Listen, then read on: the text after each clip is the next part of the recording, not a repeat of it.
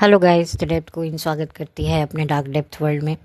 और आज जिस मूवी को मैं आप लोगों के सामने लेकर आई हूँ, मैं शर्त लगाती हूँ कि आपको इस मूवी का नाम पता भी नहीं होगा और शायद कभी आपने अपने बचपन में इसे देखा भी होगा तो भी आप अब तक इस फिल्म को पूरे तरीके से भूल चुके होंगे। शायद मेरे नाम लेने के बाद आपको याद आए कि हाँ हाँ हाँ, ऐसी एक फिल्म आई तो थी, हाँ हाँ हाँ, हमने केबल टीवी पे देखी तो थी, हाँ हाँ हाँ, हम अपने केबल ऑपरेटर को कहते थे ये फिल्म दिखाओ। मैं जिस फिल्म की बात कर रही हूँ उस फिल्म का नाम है राहुल। जी हाँ, वो अंजलि वाला राहुल नहीं, बल्कि इस राहुल को प्रोड्यूस किया था सुभाष घाई ने। और इसका जो निर्देशक था वो कोई और नहीं बल्कि जाने माने डायरेक्टर प्रकाश झा थे, जिन्होंने इस मूवी को डायरेक्ट किया था। और काफ़ी उस टाइम पर इस मूवी को लेकर बातें होती थी कि भाई सुभाष घाई का तब नाम बहुत था इंडस्ट्री में। अगर उनका नाम किसी फिल्म के साथ जुड़ा है, भले ही एज अ प्रोड्यूसर जुड़ा है, तो ज़रूर फिल्म में कोई बात होगी। और प्रकाश झा ने तो बहुत ही मतलब पॉलिटिकल टॉपिक्स पर काफ़ी फिल्में बनाई हैं, जैसे कि गंगा जल, आरक्षण, सत्याग्रह, कुछ ऐसी फिल्में बनाई हैं जिसमें पॉलिटिकल जो उनका जो एक उनको जो दिखाना होता है पॉलिटिक्स में कितनी पॉलिटिक्स होती है और पॉलिटिक्स में डटे रहने के लिए नेता किस तरीके के हथकंडे अपनाते हैं। तो एक तरीके से पॉलिटिशियन की जो डार्क लाइफ को एक्सपोज करने वाली फिल्में प्रकाश झा ज़्यादातर बनाते हैं और उनको काफ़ी अवार्ड्स भी मिले हैं। तो उन्होंने इस फिल्म को बनाया था, तो एक तरीके से लग रहा था कि भाई फिल्म अच्छी होगी।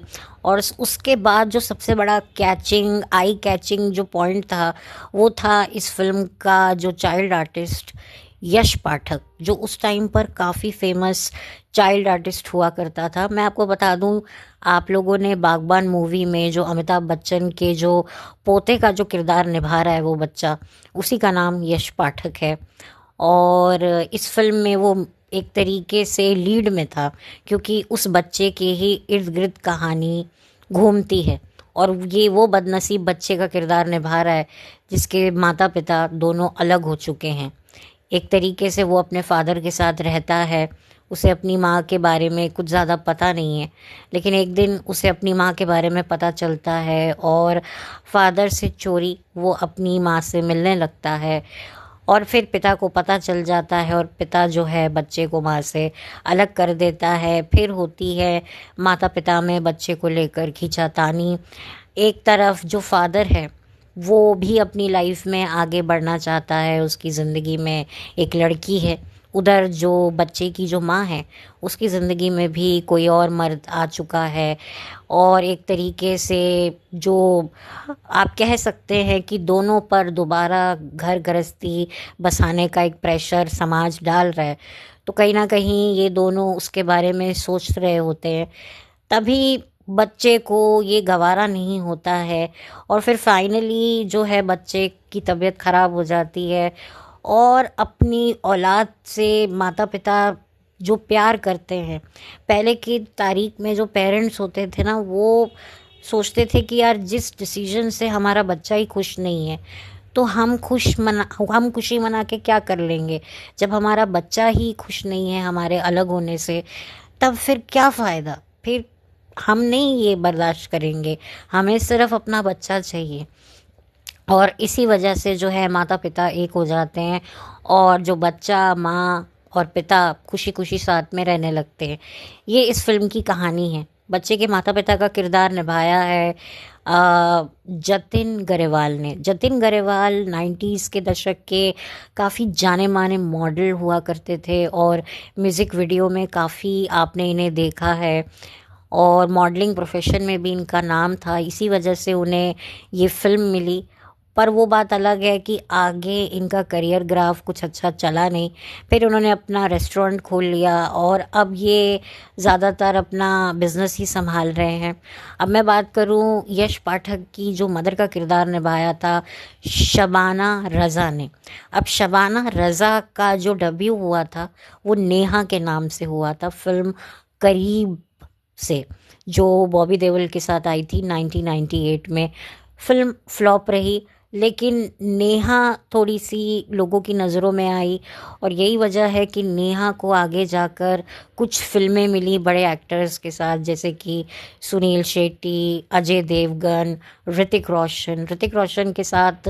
आप लोगों को वो गाना तो याद होगा ना, आ धूप मलूं मैं तेरे हाथों में, आज जमा ही मेरे आज जमा ही। तो वही गाना जो फिज़ा मूवी का था, तो उस फिल्म में ये थी, ऋतिक रोशन की लव इंटरेस्ट बनी थी। और इसी फिल्म में थे मनोज बाजपेयी, और सन 2006 में मनोज बाजपेयी के साथ शबाना जी ने अपना घर बसा लिया, और इनकी बेटी भी है।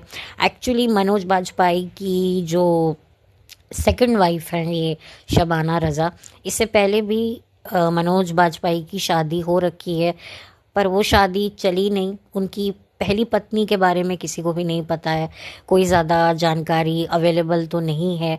इतना पता है कि ये मैरिड थे पहले से, मतलब आप कह सकते हैं कि जो इनकी करंट वाइफ है, ये उनकी ज़िंदगी में दूसरी पत्नी के तौर पर आई है। इससे पहले भी वो शादीशुदा थे, फिर उन्होंने तलाक लिया, और फिर कुछ समय बाद उन्होंने शबाना से शादी करी। और शबाना से शादी के बाद जो है, शबाना ने अपना करियर जो है वो बिल्कुल छोड़ दिया।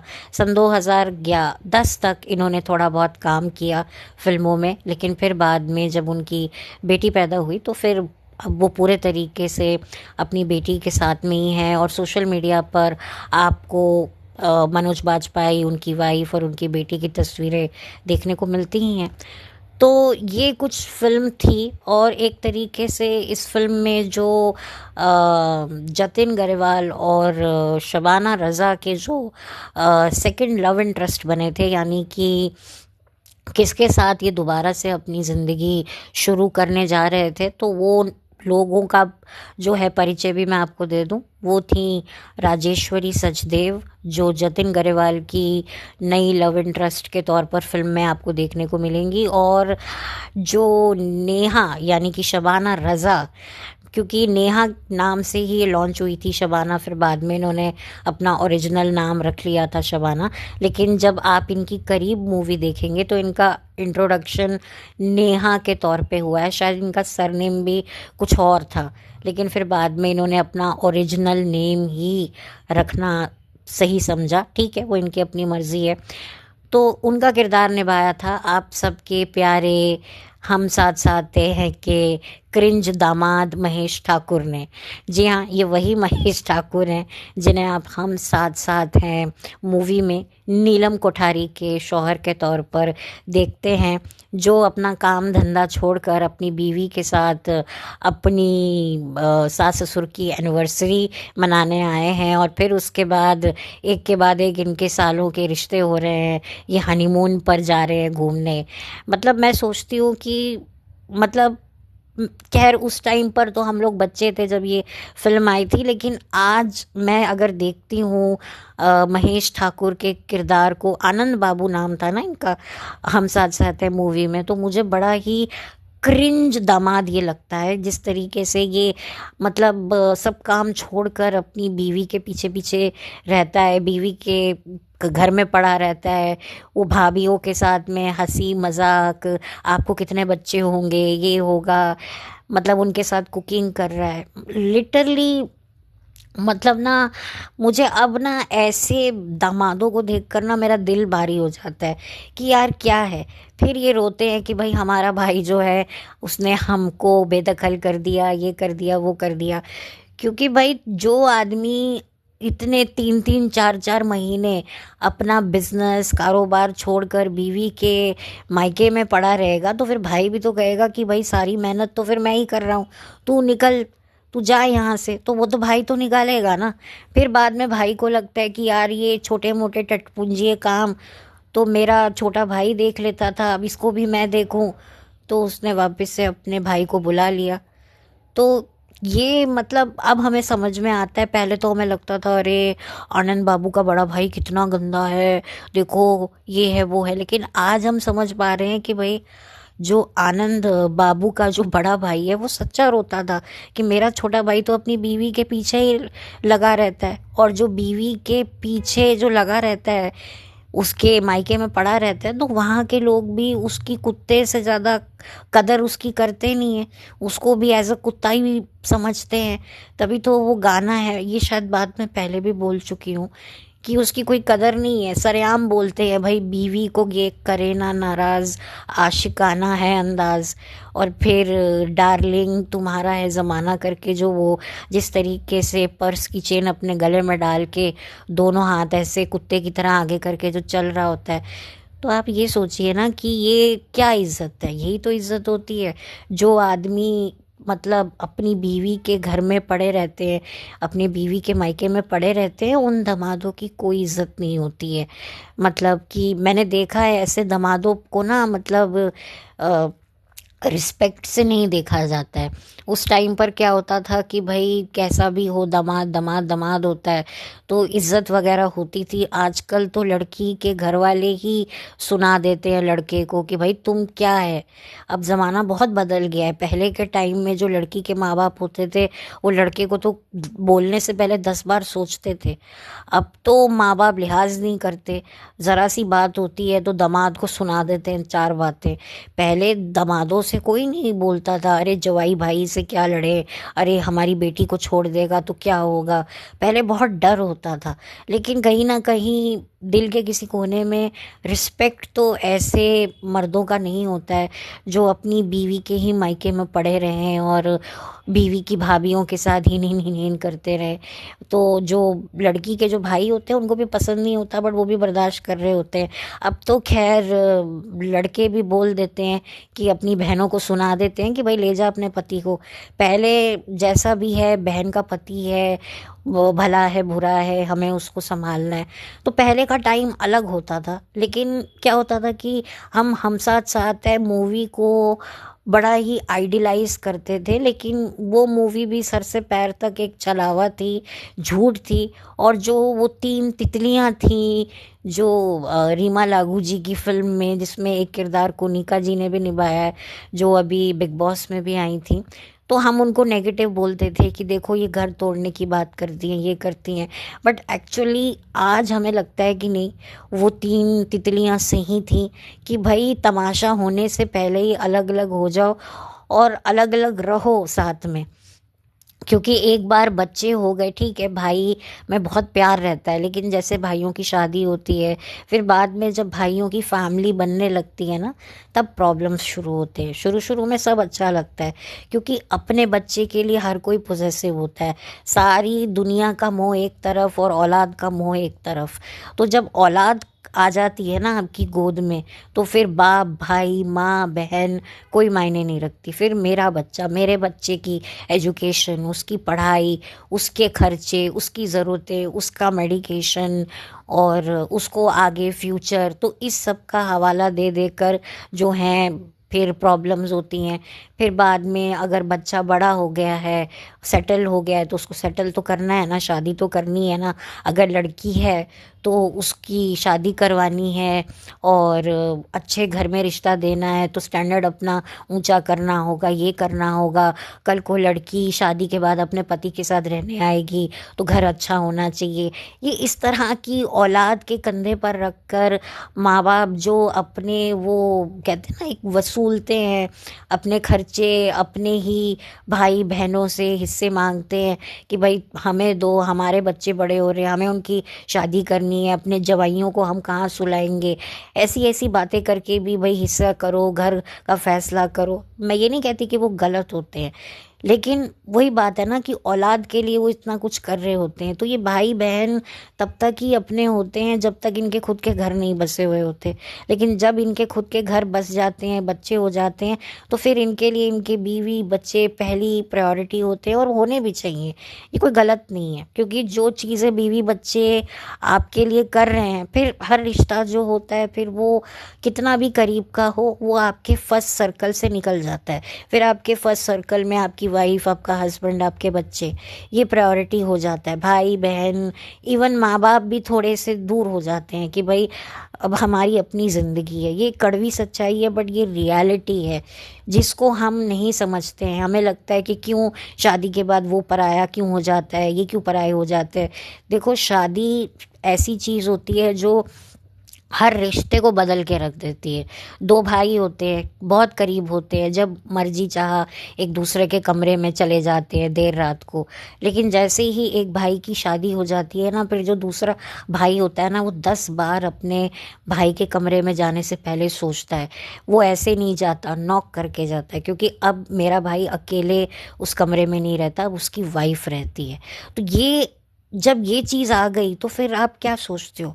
इसीलिए कहते हैं शादी एक ऐसी चीज़ है जो मतलब आपके सारे रिश्तों को कहीं ना कहीं ख़त्म कर देगी, चाहते हुए भी ना चाहते हुए भी। हम दोस्त यार छूटे ना छूटे, इवन लड़कों के भी बहुत सारे रिश्ते छूट जाते हैं शादी के बाद। लड़कियों के आज की तारीख में नहीं छूटते। लड़कियां शादी के बाद भी लड़कियां रहती हैं, वो उतनी शिद्दत से अपने मायके वालों के लिए चीज़ें कर सकती हैं, लेकिन लड़का नहीं कर सकता। क्योंकि अगर लड़का करेगा तो बीवी का मुंह सड़ जाएगा, और अगर लड़के के बच्चे हो गए तो बीवी कहेगी भाई तुम सारे पैसे रिश्तेदारी में दे दोगे तो फिर हमारे लिए क्या बचेगा, मेरे लिए छोड़ो बच्चों के लिए क्या बचेगा। इतनी महंगाई है, और जब बच्चे छोटे होते हैं तो उनको इंजेक्शन्स वगैरह, बहुत उनका मेडिकेशन होता है, बहुत कुछ होता है। मतलब इतना आसान नहीं है बच्चा पालना, इतना बड़ा करना। तो मैं अपने एक्सपीरियंस से आपको बात कर रही हूँ। तो इसीलिए तो शादी कोई वो नहीं है। तो इसी वजह से मैंने कहा कि एक बात निकली है तो मैं बात कर दूं हम साथ साथ है की भी। क्योंकि मैंने हम साथ साथ है का भी रिव्यू अपने चैनल पर कर रखा है, लेकिन कुछ बातें हैं जो मुझे अब याद आ रही हैं जो शायद मैंने उस वीडियो में नहीं बोली। क्योंकि उस टाइम पर मैं नई नई यूट्यूब पे आई थी, तो मैंने बना दिया, और कुछ मेरा बातें जो है वो एडिट हो गई, तो वो नहीं रिकॉर्ड हो पाई, वो नहीं अपलोड हो पाई। तो इसी वजह से मैं कभी कभी मुझे मौका मिलता है तो हम साथ साथ है के बारे में भी मैं बात शुरू कर देती हूँ, किसी कैरेक्टर के बारे में।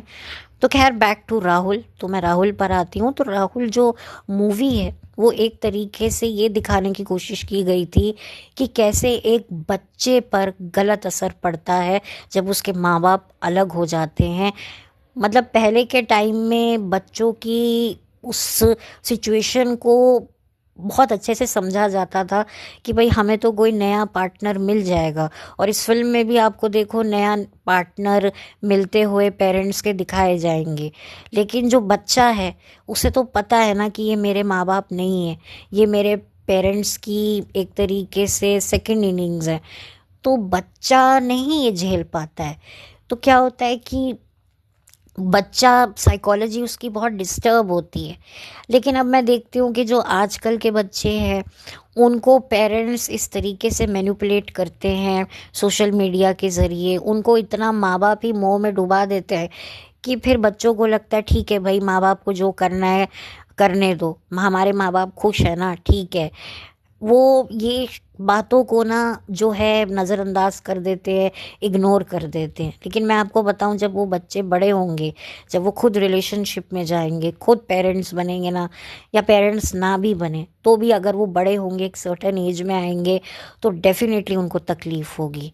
क्योंकि वही वाली बात है ना कि बच्चों को मैनिपुलेट आजकल माँ बाप करके अपनी मनमानी कर तो लेते हैं, लेकिन इससे क्या होता है कि जब बच्चे ज़िंदगी में ऐसी ही सिचुएशन में फंसते हैं, जब माँ बाप उनको ज्ञान देने आते हैं बेटा ये मत करो, तो वही बच्चे पलट के बोलते हैं कि भैया आप हमें मत सिखाओ, आपने अपनी खुद की शादी में क्या किया है, आपने अपने बेड़ा गर्क जो आपने अपनी शादी में किया है, क्या हमने आपको समझाया था, क्या हमने आपको रियलिटी बताई थी।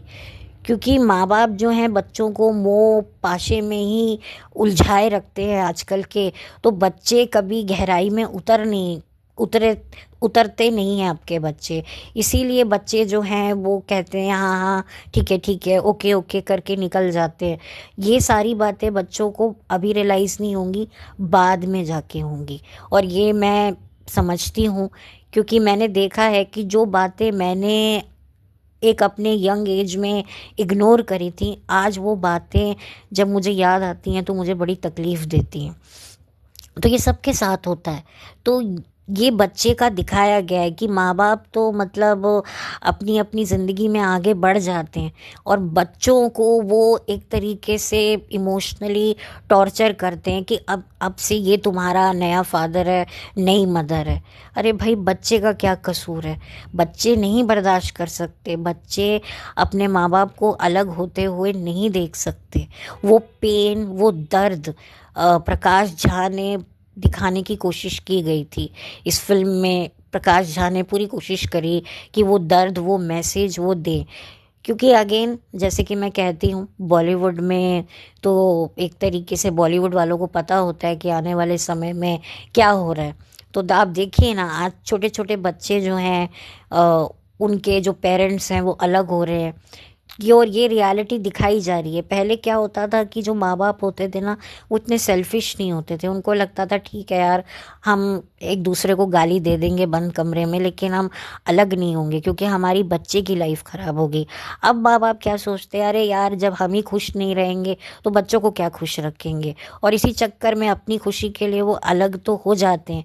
फिर उसके बाद जब वो अपनी खुशी को अय्याशी में कन्वर्ट करते हैं, तो फिर बच्चे भी शुरू शुरू में तो वो एक्सेप्ट कर लेते हैं, पर धीरे धीरे उनकी साइकोलॉजी जो डिस्टर्ब होती है ना, फिर बाद में आकर वो दूसरों को ही बोलते हैं, अरे हम तो बच्चों के लिए हमेशा रहेंगे, हम अपने बच्चों का टेक केयर करेंगे। देखो, पैसे से आप बच्चे की फाइनेंशियल कंडीशन, उसकी ज़रूरतों को टेक केयर कर सकते हो, लेकिन उसके इमोशनल, जो वो मैंने पहले भी कहा है, जो वो देखता है नॉर्मल घरों में पेरेंट्स कैसे बच्चों के साथ में रहते हैं, करते हैं, वो बच्चा तो महसूस करता है ना। वो क्या करोगे? और फिर जब आप अपनी लाइफ में किसी और के साथ प्यार मोहब्बत पींगे लड़ाओगे, तो फिर बच्चे भी क्या सीखेंगे? वो ज़िंदगी में फिर कमिटमेंट, रिलेशनशिप की क्या कीमत करेंगे? ये सारी बातें मैं ऑलरेडी अपनी कई वीडियोस में कर चुकी हूँ, बता चुकी हूँ। मैं रिपीट तो नहीं करूँगी, लेकिन आप लोगों ने अगर सुने होंगे मेरे पुराने वीडियोस तो आपको पता ही होगा कि मैं कितना इस बारे में बात करती हूँ। इसीलिए मैं कहती हूँ कि भाई, बच्चे मत पैदा करो, क्योंकि सबसे ज़्यादा डिवोर्स का अगर किसी को सबसे ज़्यादा नुकसान होता है तो वो बच्चों को होता है। बच्चे भी जो हैं फिर क्या ज़िंदगी में, वो कैसे फिर अपने माँ बाप की किसी भी एडवाइस को फॉलो कर पाएंगे? क्या वो माँ बाप अगर उन्हें कभी कुछ समझाएंगे तो क्या वो अपने माँ बाप की कोई एडवाइस को सीरियसली ले पाएंगे? वो तो कहेंगे भैया हमें मत समझाओ, ये ज्ञान ना हमें मत दो, देख लिया तुमने, देखा है तुमने अपनी गृहस्थी कैसे चलाई है, तो हमें गृहस्थी चलाने का वो लेक्चर मत दो, हमें कॉम्प्रोमाइज़ एडजस्टमेंट के लेक्चर मत दो। तुमने किया, हम भी तो बच्चे थे, तुमने हमारी सोची तो हम अपने बच्चों की क्यों सोचें? फिर क्या इज्जत रह जाएगी? और यही होता है। जो पेरेंट्स, ठीक है आप अलग हो गए, चलो मैं ये भी बोलती हूँ, मैं ये नहीं कहती कि आपकी अगर शादी में इतने प्रॉब्लम्स है तो आपको डिवोर्स नहीं लेना चाहिए, ठीक है आप डिवोर्स ले लो, लेकिन आप दूसरी तो शादी मत करो। और इस फिल्म में भी बच्चे को बड़ी तकलीफ होती है जब उसके पेरेंट्स अपनी लाइफ में मूव ऑन करने का डिसीजन लेते हैं। बच्चा नहीं देख सकता अपने माँ बाप को किसी और के साथ। वो बात अलग है कि आजकल के बच्चे एक्सेप्ट कर लेते हैं क्योंकि उनको करवा दिया जाता है, क्योंकि उनको भी जो है रियलिटी से काफ़ी दूर लेके जाया जाता है। उनको पता नहीं बहुत सारे आजकल का जिस तरह से माहौल है, उनकी सारी मनमानियों को जब पेरेंट्स मानने लग जाते हैं तो फिर बच्चे कहते कि यार हमारी सारी फरमाइशें ख्वाहिशें पूरी हो रही है तो ठीक है यार, हमें तो मिल रहा है ना, हमें तो दो दो तरफ से पैम्परिंग मिल रही है, तो ठीक है करने दो माँ बाप को जो करना है। हम अपना महंगे महंगे फ़ोन, घूमना फिरना, कपड़े, जो भी मौज शौक उनको चाहिए पेरेंट्स दे रहे हैं, बदले में वो अपनी मनमानी कर रहे हैं, तो फिर ठीक है। क्योंकि ज़्यादातर बच्चे क्या होता है, ये नहीं सीखते कि यार हमारे माँ बाप की जब शादी नहीं चली तो हमारी क्या चलेगी। ज़्यादातर बच्चे क्या होते हैं, अपने पेरेंट्स सेपरेटेड जो पेरेंट्स होते हैं, स्प्लिट फैमिली के बच्चे होते हैं ना, वो और ज़्यादा इमोशनली वीक हो जाते हैं, वो और फिर इमोशनल सहारा ढूंढने लगते हैं और फिर वो ऐसे ऐरे गहरे नत्थु इंसान के साथ जो है वो शादी कर लेते हैं, फिर उसके साथ जो है डिवोर्स नहीं ले पाते कि यार हमारे माँ बाप का डिवोर्स हुआ तो हमारी ये हालत हो गई, अगर हम भी लेंगे तो हमारे बच्चे का क्या होगा। तो वो डिप्रेशन में जाते हैं, वो अपने आप को दबाते रहते हैं। तो फिर बच्चा ये भी देखकर परेशान होता है कि यार मेरे माँ बाप की इतनी क्लॉस्ट्रोफोबिक मैरिज है लेकिन कुछ हो नहीं सकता है। मैं देखिए, यहाँ पर आपको लगेगा कि शायद ये डेप्थ क्वीन कहना क्या चाह रही है।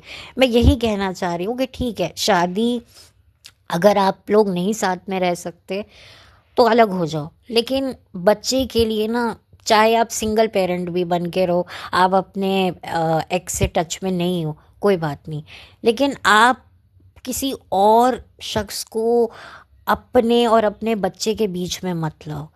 क्योंकि जो भी थर्ड पार्टी आप लेकर आओगे, चाहे वो नई बीवी हो, नया हस्बैंड हो, फिर आपको उसके साथ अपना रेपो बनाना पड़ेगा और उसको भी वक्त देना पड़ेगा।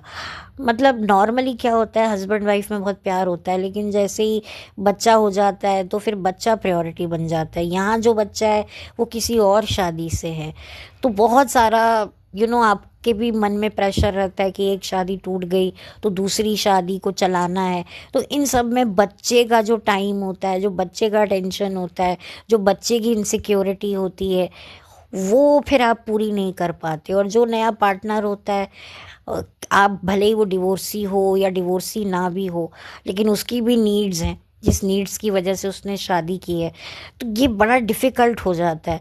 और आपका उस इंसान के साथ तब तक रिश्ता बना रहेगा जब तक आप उसके बच्चे को प्यार कर रहे हो। जिस दिन आपने उसके बच्चे को कुछ कह दिया तो आपका रिश्ता ख़त्म हो गया। तो बहुत कॉम्प्लिकेशंस होती हैं, इतना आसान नहीं होता। मतलब कि दोबारा शादी करना, स्पेशली जब आपका पहली शादी से कोई बच्चा हो। और बच्चे भी, मैंने देखा है कि जो पेरेंट्स दोबारा शादी नहीं करते, वो बच्चे काफ़ी रिस्पेक्ट करते हैं अपने माँ बाप की, सुनते हैं कि यार मेरे माँ बाप ने अपने आप को जो है वो झोंक दिया, कभी अपनी पर्सनल लाइफ के बारे में नहीं सोचा। नो मैटर वो मनमानी करे ना करे, लेकिन वो अपने पेरेंट्स के लिए कहीं ना कहीं दिल के किसी कोने में हाई रिगार्ड्स रखते हैं। तो ये बात होती है। तो आई होप मैं आपको अपना पॉइंट ऑफ व्यू बताने में कामयाब रही हूँ। अब मैं बात करती हूँ दोबारा से इस फिल्म के बारे में। तो इस फिल्म का म्यूज़िक दिया था अन्नू मलिक ने, और इस फिल्म के जो गाने लिखे थे वो आनंद बख्शी साहब ने लिखे थे। और बच्चे जब माँ बाप को लड़ते हुए देखते हैं ना, तो उनके मन में एक ही गाना बजता है जो ये इस फिल्म में दिखाया गया है, सुनाया गया है, और वो गाना है काश मैं पैदा ना होता। ये गाना मैंने उस टाइम पर सुना था, इसी फिल्म का है। तो मुझे कहीं ना कहीं बहुत टच किया था, और आज भी मुझे ये लाइन याद है इस गाने की। ये जब आप फिल्म देखेंगे तो ये गाना बैकग्राउंड में बजेगा कि बच्चे मन में दुखी से ये बोलते हैं कि भाई जब इतना कुछ देख लेते तो कहते काश हम पैदा ही नहीं होते, तो हम अपने माँ बाप को यूँ लड़ते हुए, अलग होते हुए तो ना देखते। मतलब कि ये कैसी ज़िंदगी है। बच्चे बहुत पहले के ज़माने में ये सारी चीज़ें सोचते थे। अब बच्चों का थोड़ा सा, क्योंकि पहले बच्चों के पास इतना डिस्ट्रैक्शन नहीं होता था, अब क्या है बच्चों के पास इतना डिस्ट्रैक्शन है, तो सोचते हुए भी वो मैनिपुलेट हो जाते हैं। तो ये एक बहुत बड़ा रीज़न है। तो ये चीज़ें कुछ बच्चों को बचपन में ही चीज़ें समझ आ जाती हैं, कुछ बच्चों को बाद में जाकर आती हैं, और कुछ बच्चों को तो आती ही नहीं, बहुत लेटर स्टेज में। लेकिन मैं उन बच्चों से ये बात कहना चाहूँगी कि जिनके पेरेंट्स सेपरेटेड हैं, डिवोर्स हो चुका है, मैं ये कहूँगी उन बच्चों से कि देखो बच्चों, तुम लोग अभी से इन सारी चीज़ों को समझ लो। तुम्हें एक रियलिटी चेक कुदरत दे देती है कि शादी में कुछ नहीं रखा। तुम ये सीखो कि marriage relationship is a part of a life, not a heart of a life. क्योंकि तुम एक फेरी लैंड में नहीं घुसे हो। क्योंकि नॉर्मली क्या होता है, बच्चे फेरी लैंड में आते हैं जब वो टीनेजर में जाते हैं, प्यार मोहब्बत अट्रैक्शन। तुम्हारे सामने तो जीता जागता एक उदाहरण है कि शादी की क्या रियलिटी है, तो इससे कुछ सीखो। लेकिन बच्चे क्या है, वो नहीं सीख पाते हैं। हाँ, उनको अय्याशी तो करनी होती है, बट कमिटमेंट नहीं चाहिए होता। देखो, अगर तुम्हें अय्याशी करनी है तो बेटर है कमिटमेंट में जाओ। अगर तुम्हें कमिटमेंट में नहीं जाना है तो अय्याशी भी मत करो। मैं तो ये कहती हूँ। तो बस ज़्यादा कुछ और है नहीं, क्योंकि मैं सारी बातें कर चुकी हूँ। और इस फिल्म में गुलशन ग्रोवर का भी एक अच्छा पॉजिटिव रोल है। एक्चुअली मुझे अब ये पिक्चर ना काफ़ी याद भी नहीं है, लेकिन मुझे इसके बारे में ध्यान आया कि एक ऐसी फिल्म 2001 में आई थी जिसमें एक तरीके से दिखाया गया था कि आने वाले सालों में कैसी दुनिया जाएगी और वाकई कैसे बच्चों की हालत होगी। वो बात अलग है कि इन बच्चों को, आज के जो बच्चे ज़माने के, ये बच्चे क्या है, अभी इतने गहरे उसमें नहीं उतर रहे हैं। क्योंकि जो हमारी जो जनरेशन है ना, हम तो बहुत यंग एज में मैच्योर हो गए थे, क्योंकि हमारे पास डिस्ट्रैक्शन भी नहीं था, मोबाइल भी नहीं था। तो हम लोग हर चीज़ को ना बड़े उससे गौर से सुनते थे और समझने की कोशिश करते थे। समझ ना भी आए तो भी समझने की कोशिश करते थे। लेकिन अब के जो बच्चे हैं समझते सब कुछ हैं, उनको सब कुछ समझ में आता है, लेकिन वो इग्नोर कर देते हैं। छोड़ो यार। लेकिन क्या होता है ना, हर चीज़ आप इग्नोर नहीं कर सकते। हाँ, कोई चीज़ आपको बहुत ज़्यादा डिस्टर्ब कर रही है, वो एक अलग बात है। जो आपकी रोज़मर्रा की ज़िंदगी में आपको परेशान कर रही है, आपको तकलीफ़ दे रही है, वो एक अलग बात है, आपकी मेंटल हेल्थ को ख़राब कर रही है। लेकिन कुछ ऐसी बातें होती हैं जो आपको इग्नोर करने के लिए नहीं, कुछ सीखने के लिए होती हैं। तो जो आपके पास जो घटनाएँ घटती हैं, ख़ास तौर पे आपके घर में जो घटनाएँ घटती हैं, उनसे आप कुछ सीखें।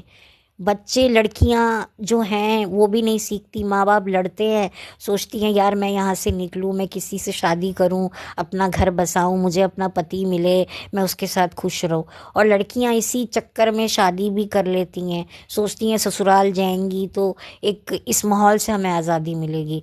लेकिन जब वो ससुराल जाती हैं तो वहाँ पर पति का किटकिट, पति की बंदिशें, सास की किटकिट, वो लगता है कि यार इससे अच्छा तो मेरा घर ही अच्छा था। कम से कम मेरे माँ बाप आपस में लड़ते रहते थे, मेरी तरफ देखते ही नहीं थे। यहाँ तो सास और पति दोनों मिलकर मुझको ही देखते रहते हैं कि मैं क्या गलती कर रही हूँ, क्या नहीं कर रही हूँ। तो वो वापस आ जाती हैं। तो ये उनको फिर बाद में समझ में आता है। फिर वो क्या करती हैं, अपने मायके वापस लौट जाती हैं, कुछ तो बच्चा लेके लौट जाती हैं। तो ये बात होती है। तो इस ये तो एंडलेस टॉपिक है, एंडलेस प्रॉब्लम आप कह दो ना, एक तरीके से आप डिबेटेबल टॉपिक है, ये डिबेटेबल इशू है, जिसके बारे में हर एक के पास जो है अपनी एक अच्छी खासी राय है, ओपिनियन है, दलील है। तो ये तो कभी ख़त्म नहीं होगी। और मैंने इस टॉपिक पर तो पता नहीं कितनी बार बात करी है, ऐसे वैसे, किसी फिल्म के रेफरेंस से, तो कभी किसी सेलिब्रिटी के रेफरेंस से, मैं तो करती ही रहती हूँ। तो लेकिन अब मैं करना नहीं चाहती, लेकिन मुझे लगा कि ये फिल्म के बारे में बात होनी चाहिए। शायद प्रकाश झा को भी पता था कि आने वाले समय में कितने डिवोर्स होने वाले हैं।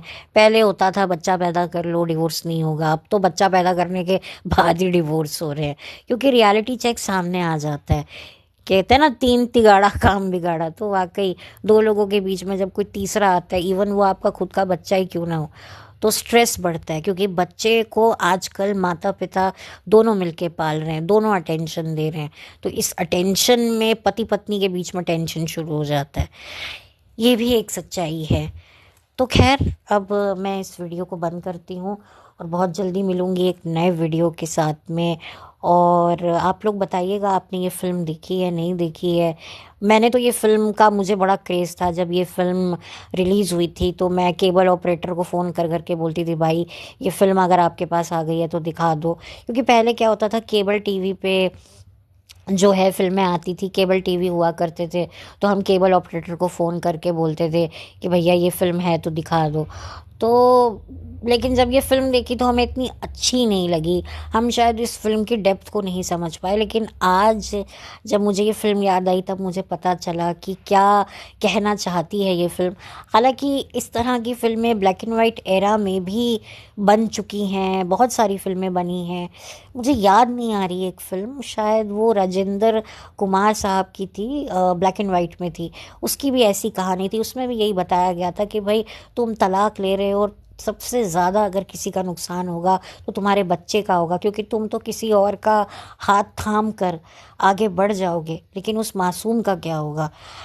तो ये रियलिटी है, ये रियलिटी है कि माँ बाप तलाक ले लेते हैं, और कभी कभी तो बड़े फालतू रीजंस की वजह से भी तलाक ले लिए जाते हैं, क्योंकि ट्रस्ट इश्यूज होते नहीं हैं, कंपैटिबिलिटी, बहुत कुछ होता है। और आजकल के कपल्स के बीच में तो बहुत कुछ होता है, क्योंकि नाम के लिए, सोशल प्रेशर के लिए शादी कर तो लेते हैं, लेकिन अभी भी उनको शादी के बाहर भी जो है एक अपनी एक बैचलर स्पिंस्टर ज़िंदगी जीनी होती है। बट ऐसे में बेचारे बच्चे पिसते हैं। माँ बाप के झगड़ों का अगर सबसे ज़्यादा असर होता है तो वो बच्चों पर ही होता है, और किस पर होगा। पति पत्नी लड़ेंगे, फिर उसके बाद जो है वो भूल जाएंगे, अपने कामों में व्यस्त हो जाएंगे, लेकिन जो बच्चा होगा वो उसकी उसकी लाइफ में असर पड़ेगा। और ये चीज़ें कुछ बच्चों को जल्दी दिख जाती हैं, कुछ को जब वो यंग होते हैं तब उनको इसका असर पता चलता है। पता तो चलता ही है। तो ऐसा नहीं है कि ऐसी फिल्में कभी बनी ही नहीं थी, ये पहली थी। लेकिन क्या था कि लोगों को ये टॉपिक पसंद ही नहीं आया था। तो ये फिल्म जो है आप चाहे तो देख सकते हैं। एक स्वीट फिल्म है ये। सन 2001 में ये आई थी, और अगर ये फिल्म अवेलेबल होगी तो मैं इसका लिंक डिस्क्रिप्शन बॉक्स में डाल दूँगी। तो आप लोग देखिएगा और उस एरा को याद कीजिएगा। एक तरीके से मुझे ये टाइम ट्रैवलर लगता है कि जब मैं किसी पुरानी 90s की या 2000 के एरा की फिल्मों की बात करती हूँ तो मुझे ऐसा लगता है कि मैं उस दौर में वापस चली गई हूँ। तो अच्छा लगता है, मतलब बात करना और बताना, और क्या क्या गलतियाँ हमने करी उस टाइम पर, जो उस टाइम पर हमें गलतियाँ नहीं लगती थी लेकिन आज गलतियाँ लगती हैं। जैसे कि मैंने हम साथ साथ है के बारे में बताया, तो ये भी मुझे लगता है कि मैं आप लोगों के साथ शेयर करूं। तो बस कुछ और तो नहीं रहा अब बात करने को, और मैंने सारे टॉपिक्स कवर कर दिए हैं। और आप इस फिल्म को देखिएगा अगर आपको देखने का मन हो। तो मैंने सोचा कि मैं इस फिल्म के बारे में थोड़ा सा बात करूं, क्योंकि ये बहुत ही पुरानी फिल्म है और ये फ्लॉप फिल्म है। तो इसके बारे में ज़्यादा किसी को मुझे नहीं लगता पता है, और अब कोई याद भी नहीं करता होगा। इवन मतलब बहुत से लोग इस फिल्म को भूल भी गए, क्योंकि कोई फिल्म जब फ्लॉप हो जाती है ना तो फिर बड़े बुरे तरीके से फ्लॉप होती है, तो फिर उसके बारे में कोई याद भी नहीं करता, वो कहाँ की कहाँ चली जाती है। तो इस फिल्म को भी एक तरीके से जो है वो भुला दिया लोगों ने, क्योंकि फिल्म चली ही नहीं। हालांकि उम्मीद थी, सुभाष घाई जैसे प्रोड्यूसर, बड़े प्रोड्यूसर इस फिल्म में अपना पैसा लगा रहे हैं, प्रोड्यूसर हैं। प्रकाश झा जैसे डायरेक्टर हैं, लेकिन जब सामने प्रोडक्ट निकल के आया तो फिर लोगों की एक्सपेक्टेशन, पता नहीं, लोगों ने सोचा था कि पता नहीं क्या फिल्म होगी, एकदम परदेस टाइप होगी या कोई पॉलिटिकल ड्रामा होगी या क्या होगा। बच्चा है तो बच्चे के साथ क्या बना रहे होंगे। मतलब था तो एक मैसेज अच्छा, लेकिन वो मैसेज लोगों ने लेना ज़रूरी नहीं समझा, मैं ये कह सकती हूँ। तो ठीक है, अब सब आज की तारीख में ये सारे आर्टिस्ट अपनी अपनी ज़िंदगियों में हैं। कोई रेस्टोरेंट खोल कर बैठ गया है, बिजनेसमैन बन गया है, कोई अभी भी काम कर रहा है, कोई काम से जो है वो काम को गुड बाय कह चुका है, हाउसवाइफ बन चुका है। यानी कि मैं नेहा की बात कर रही हूँ, यानी कि शबाना रज़ा के बारे में बात कर रही हूँ। तो वो मनोज बाजपेयी की अब पत्नी बन चुकी हैं, तो अब वो ज़्यादा फिल्मों में आती नहीं है। तो ठीक है, एक तरीके से उनका भी करियर कोई खासा चला नहीं, शबाना का। लेकिन उन्होंने काम तो बड़े बड़े एक्टर्स के साथ किया, लेकिन वही वाली बात है कि अब बैक स्टोरी क्या है वो तो वही जानती हैं। तो इसी के साथ अब मैं इस वीडियो को बंद करती हूँ, और बहुत जल्दी मिलूँगी एक नए फ्रेश वीडियो के साथ। तब तक के लिए thank you so much, have a blessed day, bye, take care.